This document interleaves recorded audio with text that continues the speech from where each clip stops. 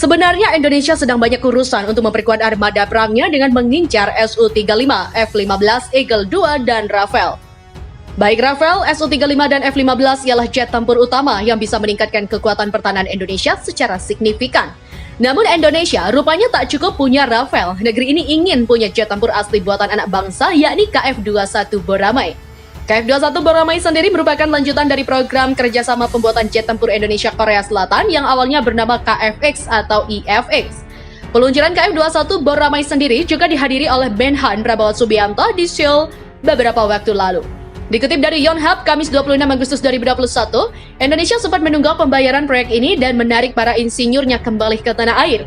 Namun, baru-baru ini para insinyur Indonesia kembali dikirim ke Korea Selatan untuk melanjutkan proyek mercusuar ini. Dan kini dalam waktu dekat akan diadakan dialog 2+2 secara daring antara Kementerian Pertahanan dan Luar Negeri kedua negara. Agenda pertemuan itu tentu untuk membahas kelanjutan KF-21 Boramae termasuk meningkatkan kerjasama pertahanan. Dalam pertemuan itu, Seoul dan Jakarta mencatat keputusan mereka baru-baru ini untuk melanjutkan proyek bersama pengembangan jet tempur canggih dan berjanji untuk bekerja lebih erat untuk mencapai hasil yang baik. Demikian kata Kementerian Pertahanan Korea Selatan seperti dikutip dari Yonhap. Dan seperti diketahui, jika Indonesia beberapa tahun silam setuju bekerja sama membuat jet tempur KF-21 Boramae, Jakarta menanggung 20% biaya pembuatan sedangkan pemerintah Korea Selatan dan KAI masing-masing 40%. Walau cuma 20% nyatanya, Jakarta harus merogoh kocek total sebesar 8,8 triliun won atau sebesar 7,6 miliar US dollar. Angka yang cukup besar karena Indonesia akan kebagian sekitar 16-50 unit KF-21 Boramae plus transfer of technology untuk mengembangkan jet tempur semi-siluman itu sendiri ke depannya. Jika proyek ini sukses tanpa ada kendala berarti, di masa depan KF-21 Boramae akan mendominasi kekuatan udara Indonesia, di mana TNI AU bisa perlahan-lahan melepas ketergantungannya akan jet tempur buatan negara lain. Dengan demikian, Indonesia bisa berdikari soal jet tempur karena KF-21 Boramae masih bisa dikembangkan menjadi jet tempur generasi kelima alias siluman. Terkait hal itu, Indonesia akan produksi jet tempur sendiri, kirimkan 100 insinyur ke Korsel. Guna meningkatkan pertahanan dan menjaga kedaulatan Negara Kesatuan Republik Indonesia atau NKRI, Indonesia terus membangun sumber daya manusia atau SDM dengan mengirimkan 100 insinyur ke Korea Selatan. Pemerintah Indonesia telah memulai proses untuk mengirimkan 100 insinyur ke Korea Selatan untuk memulai kembali partisipasinya dalam proyek jet tempur KF-21, bahkan ketika masalah pembayaran jatuh tempo 700 miliar won, atau 605,8 juta US dollar dan masih belum terselesaikan. Sekitar 32 insinyur Indonesia sedang menjalani prosedur administrasi seperti aplikasi visa untuk kembali ke Korea Aerospace Industries atau KAI.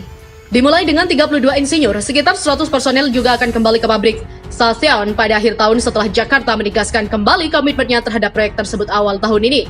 Terkait masalah pembayaran yang tertunda, kedua negara juga akan melakukan putaran negosiasi dan akan melakukan yang terbaik untuk mengadakan pembicaraan tingkat kerja segera mungkin. Indonesia telah menarik insinyurnya pada tahun 2020 dengan alasan masalah terkait COVID, tetapi spekulasi tersebar luas saat itu bahwa Jakarta berusaha untuk keluar dari proyek pengembangan jet tempur bersama dan membeli jet Rafale secara langsung. Kemitraan Korea Selatan Indonesia bertujuan untuk mengembangkan jet tempur baru pada tahun 2026. Indonesia juga telah setuju untuk menanggung 20% dari total biaya pengembangan sebesar 8,8 triliun won. Dan sebagai imbalan atas beberapa prototip dan teknologi untuk memproduksi pesawat di Indonesia. Prototip KF-21 diresmikan pada bulan April tahun ini dengan nama Boramae. Saat ini uji coba darat sedang berlangsung dan uji terbang pertama dijadwalkan pada 2022. Lebih canggih dari Airbus Su-35, ternyata radar RBE-2AA Dassault Rafale lebih diunggulkan untuk duel BVR-AAM. Dassault Rafale merupakan pesawat multifungsi yang mempunyai persenjataan dan fitur teknologi canggih lainnya. Akan tetapi, yang menarik perhatian dari Dassault Rafale generasi 4,5 buatan Prancis ini adalah radar canggihnya. Diketahui bahwa saat ini, Rafale dilengkapi dengan radar canggih yang bernama RBE-2AA dan berkemampuan Active Electronically Scan Array atau AESA. Dilansir zona jakarta.com dari Kalsgroup.com bahwa RBE-2AA merupakan salah satu radar yang dikhususkan untuk pesawat Rafale dan telah bekerja sama dengan Dassault Aviation. Selain itu, radar canggih RBE-2AA milik Dassault Rafale diketahui memiliki kemampuan pelacakan hingga mencapai 200 km secara simultan dan sangat cepat. Selain itu, RBE-2AA milik Dassault Rafale memberikan tingkat kesadaran situasional yang belum pernah terjadi sebelumnya pada pertempuran udara. Dengan deteksi dan pelacakan di RBE-2AA milik Dassault Rafale, maka lebih awal dari beberapa target serta kemampuan menggunakan beberapa mode radar secara bersamaan. Ditambah lagi bahwa RBE 2AA Dassault Rafale kemampuan jangkauan yang diperluas mendukung deteksi target yang dapat diamati rendah dan penggunaan penuh sistem senjata baru seperti rudal Meteor Air-to-Air. Di mana sampai saat ini diketahui bahwa penggunaan RBE-2AA Dassault Rafale adalah Perancis, India, Mesir, India, dan Qatar. Jika dikolaborasikan antara RBE-2 AESA-AA dan rudal Meteor pada Dassault Rafale, maka pesawat ini mempunyai kemampuan Beyond Visual Range Air-to-Air Missile yang sangat hebat dibandingkan dengan Su-35. Karena diketahui bahwa iBreeze milik jet tempur Su-35 merupakan radar dengan teknologi Passive Electronically Scan Array atau PESA. Melansir dari wirelessworld.com bahwa radar dengan teknologi AESA lebih diunggulkan dibandingkan teknologi PESA pada sebuah jajaran jet tempur militer. Apalagi bahwa saat ini semua jet tempur militer lebih memilih teknologi radar AESA dibandingkan radar PESA karena perawatan dan operasional radar AESA lebih efektif dibandingkan radar PESA.